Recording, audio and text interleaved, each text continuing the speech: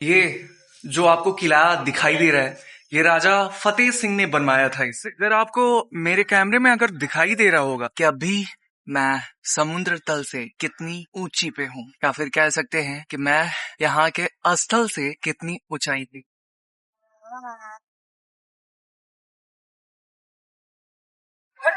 इतनी ऊंचाई पे सूरज को उगते देखना और इसे एक्सपीरियंस करना अपने आप में एक बहुत ही अद्भुत चीज है।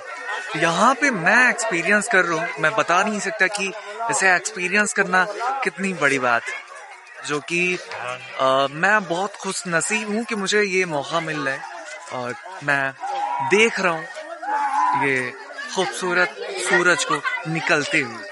देवी और देवता को लेकर हर किसी इंसान का एक अपना नजरिया है और विश्वास है, जो कि इसी विश्वास के साथ लोग यहाँ पे स्नान करते हैं और उनके जो समस्याएं होती हैं उन्हें भी वो दूर करते हैं। अब ये हमारा सनातन धर्म है, जो कि हम सभी हिंदू होने के नाते इस चीज को मानते भी हैं और फॉलो भी करते हैं। तालाब है, तालाब में जो नहाता है वो पवित्र हो जाता है। काली माँ का स्थान है।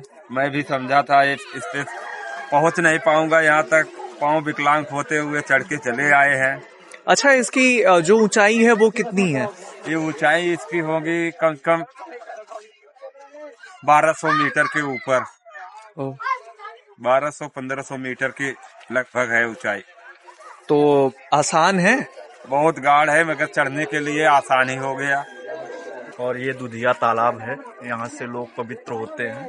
इस मंदिर की जब आप मेन गेट पे पहुंचते हैं तो बेसिकली एंट्री के लिए चेकिंग होता है, और चेकिंग करने के बाद आप फिर ऊपर आपको जाना होता है।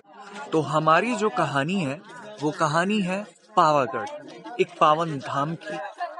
आपको पता है कि इतनी 1800 फीट की एक ऊंची सीढ़ी चढ़ने के बाद, यानी कहे तो पहाड़ों का एक अच्छा खासा कटान करके सीढ़ियां बनाई गई, और उसको पार करने के बाद आप आते हैं 1800 फीट की ऊंचाई पे। और यहाँ पे मैं भी पहुंच चुका हूँ, और यहाँ आने के बाद ऐसा लग रहा है जैसे कि पूरी दुनिया का एक सुकून, वो सारी चीजें मिल रही हैं। और मेरे पीछे जो भी चीजें दिखाई दे रही हैं वो बहुत छोटा दिखाई दे रही हैं, और जो भी दिखाई भी दे रहे हैं वो पहाड़ दिखाई दे रहे हैं। और यहाँ पे आने के बाद एक बहुत सुकून मिल रहा है। इस दुधिया तालाब में लोग आते हैं और स्नान करते हैं। यहाँ का मान्यता है कि जो भी व्यक्ति इस तालाब में स्नान करते हैं और स्नान करने के बाद वो पवित्र हो जाते हैं, और उनकी जो दुख होती हैं, जो उनकी समस्याएं होती हैं, मान्यता है कि ये तालाब में नहाने के बाद उनकी तमाम जो दिक्कतें होती हैं, परेशानियां होती हैं, वो खत्म होती है। और इस तालाब में नहाने के बाद लोग फिर से वही प्रोसेस अपनाते हैं, और फिर एक लंबी चढ़ान के बाद वो पहुंचते हैं वो ठीक दूर, जो आपको दिखाई दे रहा है, आप कैमरे पे देख सकते हैं। और इस कुंड में मैं भी नहाऊंगा, और यहाँ पे जितने भी लोग हैं, श्रद्धालु हैं, वो सारे इस कुंड में नहाएंगे और उसके बाद दर्शन के लिए जाएंगे।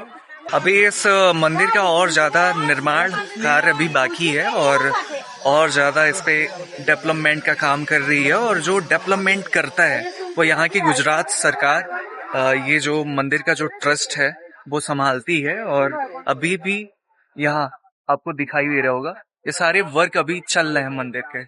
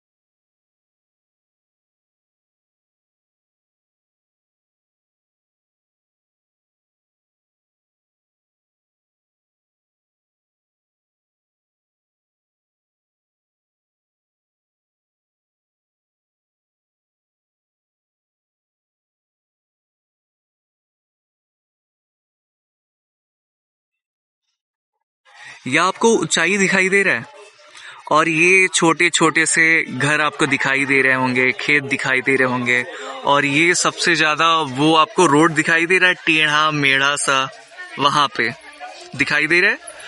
और उसके बाद ये वो कुंड है जहाँ पे लोग नहाते हैं, स्नान करते हैं और फिर इस मंदिर में आते हैं, दर्शन करते हैं।